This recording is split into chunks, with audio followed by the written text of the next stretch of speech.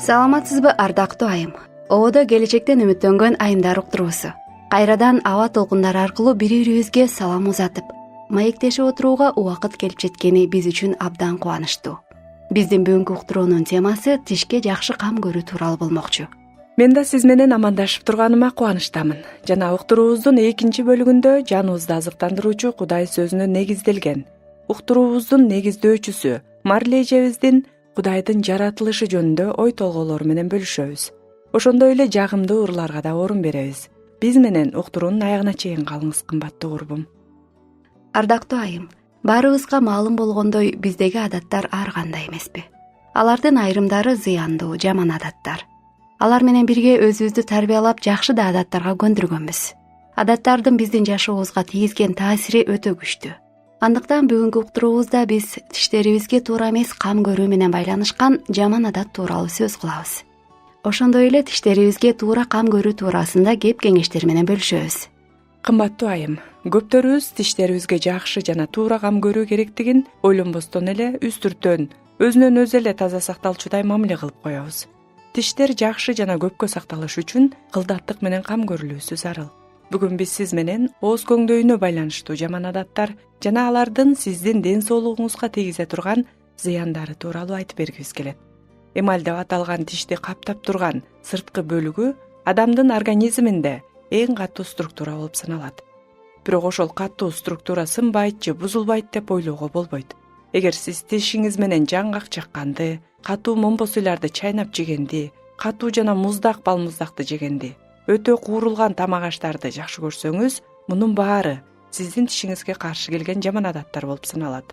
Бул саналгандардын баардыгы тишиңиздин эмалына жараңка кетирип, же андан да олуттуу бузулууга алып келет. Кээ бир эркектерде бөтөлкөнүн капкагын тиш менен ачкан адат бар. Бул өтө эле жаман адат. Жана сиздин ооз көңдөйүңүзгө, бүйлөңүзгө, тилиңизге коркунучтуу. Ананда тишиңиз кетилип кетиши мүмкүн. Булардын баардыгы зыян жана тишти оорутат. Ошондуктан анын аягы тиш доктурга баруу менен аяктайт. Мен азыр бизди угуп жаткан угармандардын көбү чылым чекпегендер деп ишенгим келет. Бирок бул жаман адат тууралуу да айта кетишибиз керек. Чылым чегүүнүн жыйынтыгы тиштеги тактардан жакшы эле көрүнөт. Тамеки тарткан адамдын бүйлөлөрү да оорукчан болот. Жана эң жаманы ооз көңдөйү рак оорусуна чалдыгышы мүмкүн. Операциядан кийинки айыгуу да көпкө созулат. Жана ал жердеги айык элек жарага тез эле инфекция кирип кете берет. Эми тишти кантип тазалоо менен сактоонун жолдору тууралуу айта кетсек. Балдарды жеке гигиенага кичинесинен көндүрүү ата эненин милдети жана муну көп ата энелер аткарат деп ойлойбуз. Баланын тиши чыккандан тартып эле сүт эмгенден кийин жумшак сүлгүнү таза суу менен суулап алып, этияттык менен тиштерин сүртүп тазалап турган оң. Ошону менен тиштеринин баары чыкканда балдардын щеткасы менен атайын балдар үчүн жасалган паста менен тазалоону күн сайын үйрөтүңүз. Бул балаңыздын жакшы адатына айланат. Тиши таза бала ден соолугу жакшы бала деген бекеринен айтылган эмес. Балдардын кээ бири упчу сорот же бармагын сорот. Эгер баланын бул жаман адатын убагында калтырууга жардам бербесек, бала чоңойгон сайын соргонун токтото албайт. Ошонун кесепетинде баланын тиштеринде көйгөй пайда болот. Үстүңкү тиштери сыртты көздөй чыгып калат да, астыңкы жана үстүңкү тиштери бири-бири менен тийишпей, бири алдыда, бири артта болсо бузулат.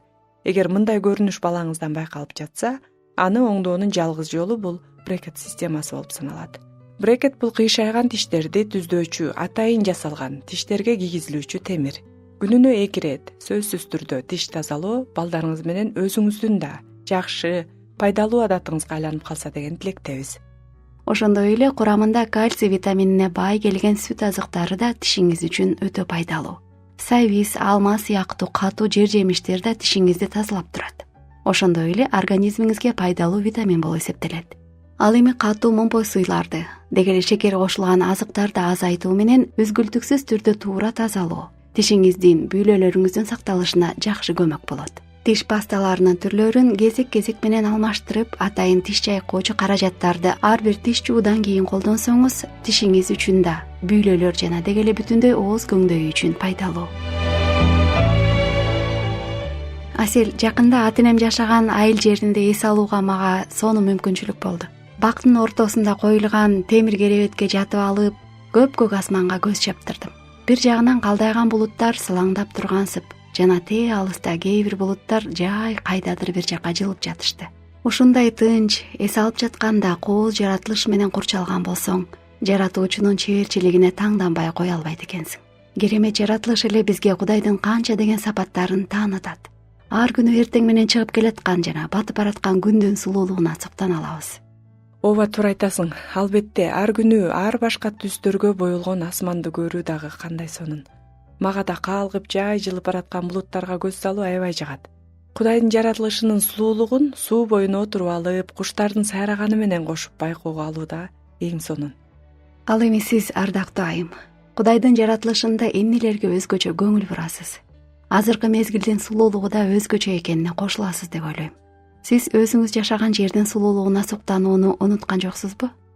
Мен да жаратылган нерселердин ар бири иреттүү да, кооз да экенине толук ишенем жана жаратканга ыраазычылык айтам. Бүгүн биз уктуруубуздун экинчи бөлүгүндө уктуруубузду негиздеген Марли эжебиздин жаратылышка жүргүзгөн байкоосунан келип чыккан ой толгоолорун чогуу окуп беребиз. Сүйүктүү радио курбум, мен гүлдөрдү абдан сүйгөн адаммын. Гүлдөр Кудай жараткандардын ичинен мен үчүн эң эле сүйүктүүсү. Өз бакчамда гүлдөрдү отургузуп, жайы менен аларды багып өстүрүүнү жакшы көрөм. Ошондой эле гүлдөрдүн сүрөттөрүн тартуу да жагат. Мен гүлдөрдү кагаз бетинде, бактардын агарган беттерине же дагы тартууга мүмкүн болгон эмне болсо ошонун бардыгына тарта берем. Мен гүлдөрдү жаратып жатканда Кудай ушунчалык жайдары маанай, жылмаюу менен жараткандай элестетем.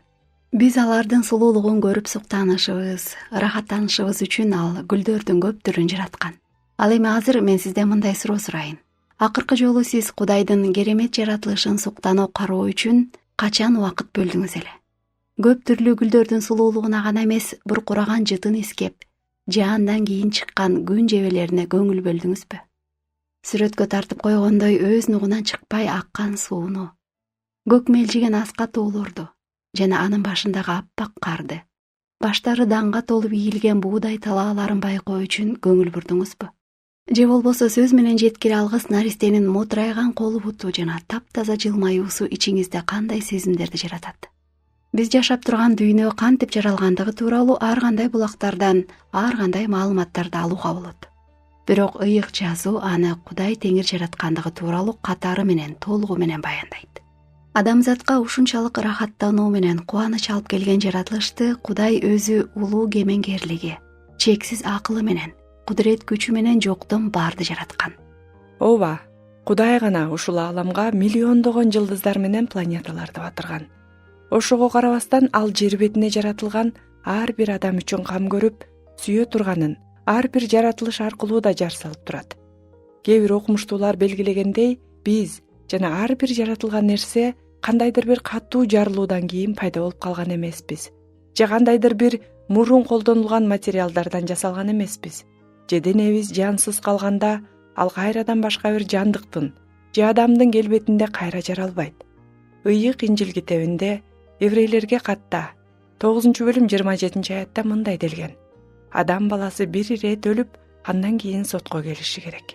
Ар бирибиз кайталангыс, өзгөчө болуп жаралганбыз. Демек Кудай жаратуучунун колунун чеберчилигинде жасалганбыз. Алгачкы адам Кудайдын бейнесинде жаралган жана андан тараган биз анын бейнесин өзүбүздө алып жүрүүчүлөр экенибиз ыйык жазууда жазылган. Өз пенделеринин алсыздыктары менен муктаждыктарына жардам берип келген жана жетишкендиктерине кубанган биздин жаратуучубуз. Анын бийлиги астында аткарууга кыйын болгон же мүмкүн эмес болгон эч нерсе жок. Ошондой эле анын көз жаздымында калып кала турган, ал үчүн эч бир кичинекей же арзыбаган деп эсептелген нерсе жок. Ыйык жазуунун байыркы келишим бөлгүндө Жеремия пайгамбардын китеби 31-бөлүм 3-аятта мындай сөздөр жазылган: Мен сени түбөлүктүү сүйүү менен сүйөм. Ошондуктан сага ырайымдуу колумду сундум дейт. Ал эми Ишая пайгамбардын китеби 54-бөлүм 8-аятында каарым кайнап турганда мен сенден өз жүзүмдү убактылуу жашырдым. Бирок сага түбөлүктүү ырайым менен ырайым кылам дейт сенин куткаруучуң Теңир. Ал эми азыр кымбаттуу айым, ааламды, адамды сүйүп, өз бейнесинде жараткан Кудайдын сүйүктүүсү болуу артыкчылыгы жөнүндө ой жүгүртүп көрсөк. Жашообуздун жагдайы кандай гана болбосун, кандай гана оор түйшүк болбосун, айланаңыздагы конфликт канчалык курч болбосун, ырайымдуу Кудайдан тынчтык жана эс алуу ала алабыз. Анын ырайымдуулугу менен биз сооруна алабыз. Ал бизди эч качан таштабайм жана калтырбайм деп айткан. Демек ал биздин асмандагы атабыз. Жакшы ата гана өз балдарын таштабайт, кам көрөт жана сүйөт. Бул сөздөрдү кайра кайталоодон талыкпайм. Себеби бизге аял затына анын сүйүү экенин, ырайымдуу экенин кайра угуу кубанычтуу. Адамдар бизге далысын салып четке какканда да Кудай сиздин жаныңызда. Ал сизди сүйөт. Бирок бул жерде маанилүү чындык жатат. Кудайдын ар дайым менин жанымда болуусу үчүн ага жүрөгүмдү ачып орун берүүм керек. Жүрөктөн деп айтуу менен мен сиздин эң баалуу, эң терең сырлар жайгашкан казынадай жайды айтып жатам. Жүрөгүбүз биздин эркибиздин, мотивдерибиздин жана биз баарынан жогору коюп баалаган нерселерибиздин борбору. Тилекке каршы айрым учурларда бизге жакпаган иштерди кылууга же колубуздан келбеген иштерди аткарууга мажбурлашат. Көп өлкөлөрдө кыз баланы кичинесинен баардык нерсеге жоопкерчилик тартканга үйрөтүшөт. Бала кезинен эле суу ташып, шыпырып, өзүнөн кичүүрөөк ини-сиңдилерин карап, тамак бышырып, керек болсо ата-энеге жардам берүү үчүн иштеп акча тапканга бел байлашат. Менимче баарыбызга эле аялдын жумушунун учу кыйры жок деген түшүнүк тааныш деп ойлойм. Аялдар фабрика, заводдордо, офистерде, дүкөндөрдө, ооруканаларда иштешет. Бирок жеңил же оор өнөр жайларында 8 сааттык иштен келгенден кийин алар үйлөрүнө эс алууга келбейт. Аларды үйдөгү турмуш тиричилиги күтүп турат. Ал эми бизде аялдын да, эненин да эң мыктысы болуу тапшырмасы алдыбызга коюлган эмеспи? Тамак аш даярдап, үй жайды иреттеп, кир жуудан башка балдарыңыздын үй тапшырмасын көзөмөлгө алып аткартуу деген чоң иш бар. Мен баардык ишти эң мыкты деңгээлде аткара албай калдым деп көңүлү чөккөн аялдарды көп эле кездештирем. Алардын жашоосу ыраазы болбогондукка жана өздөрү менен бирге айланасындагыларды жемелөөгө толгон. Ачуулануу, айыптуу сезүү деген сезимдер алдында жүрөктөрүнө күнөөнүн кирип жай алуусуна жол беришет. Өздөрүн кандай болсо ошол бойдон кабыл ала алышпайт. Төрөлгөн күнүн каргашат жана ошону менен жашоолорун адамчы дагы азапка салышат. Эмне үчүн бул сөздөрдү айтып жатам? Себеби башында Кудайдын керемет жаратылышы тууралуу кеп салгам. Эң сонун өз орду менен жаратылган дүйнө. Анын бизге сүйүүсүн кабарлайт. Бирок бизди андан бөлүп алыстаткан бир тоскоолдук бар. Ал күнөө. Кудайдын биздин жүрөгүбүздөн орун алышы үчүн биз күнөөлүү жашоодон баш тартып, өзгөрүлүүгө Кудайды көздөй бурулушубуз керек. Биздин кырдаалдарыбыз, мотивдерибиз, кырдаалга карата биздин мамилебиз өзгөрүүгө муктаж. Бир сөз менен айтканда, биз жүрөгүбүздүн өзгөрүүсү үчүн Кудайдын жардамына муктажбыз. Ал эми Кудай биздин жаныбызга куткарылуу, жүрөктөрүбүзгө жаңылануу алып келгиси келет. Жаңы жашоодо биз кубанычка, жаңы күчкө ээ болобуз. Ошол өзгөрүүлөр менен бирге кыйын кырдаалдарыңыз да өзгөрөт деп айта албайм. Балким кыйын кырдаалдар дагы деле кала береттир. Бирок сиздин ага көз карашыңыз менен мамилеңиз өзгөрөт. Баягыдай эле уланып жаткан таарынычтар менен кыжырга, капачылыктарга карата токтоолук, сабырдуулук, көтөрүмдүүлүк менен мамиле кылып каласыз. Себеби сиз жашоомду, жүрөгүмдү өзгөрт, өзүң башкар деп Кудайга тапшыргансыз. Эми ал сиз өз жүрөгүңүздөн ага орун берүүңүздүн аркасында жашооңуздун ар бир бөлүкчөсүн жетектейт. Кудай өзүнүн сүйүктүү пенделерин кайрадан өзү менен мамилеге алып келүү үчүн уулу Иса Машаякты курмандык болууга жерге жиберген. Ошол курмандык гана эми бизди Кудайдан бөлүп турган күнөөдөн арылтып, жаңыланууга ээ болууга жол берди. Иса Машаяк өзүнүн өмүрүн берүү менен биз алчу жазаны, башкача айтканда өлүмдү өзүнө алган.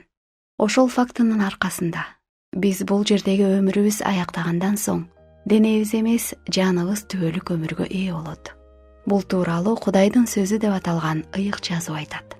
Иса Теңир өмүрүн берип, бирок кайра өлгөндөрдөн тирилген жана ошондон бери биротоло түбөлүккө тирүү. Ал сиздин кайрылууларыңыз менен суранычтарыңызга кулак салат. Ошол себептен аны менен ар күнү түзмө түз сыйынуу аркылуу мамилелешүүдө болуңуз. Ыйык жазууну изилдеп окуңуз. Жашооңуздун кыйын кырдаалдарына карабай кубанычка толуңуз. Ыйык жазуунун 2 бөлүгү болгон Инжилде мындай деп жазылат: баардык түйшүктөрүңөрдү ага тапшыргыла. Анткени ал силер үчүн кам көрөт. Баардыгын өз бийлиги, кудурет күчү жана бизге болгон сүйүүсүнүн астында башкарып турган Теңирге бирге сыйыналы. Кудуреттүү Кудайым, мен өзүмдүн күнөөкөр абалымды билем жана мени кечиришиңди суранам. Кечирим жана тынчтык, кубаныч бере көр. мен өзүмдү эч кимге кереги жоктой сезип кетем. Бирок сенин сүйөрүңдү угуп ишендим. Алдыдагы жашоо кырдаалдарымды сенин күчүң менен басып өткөнгө жардам бере көр. Амин.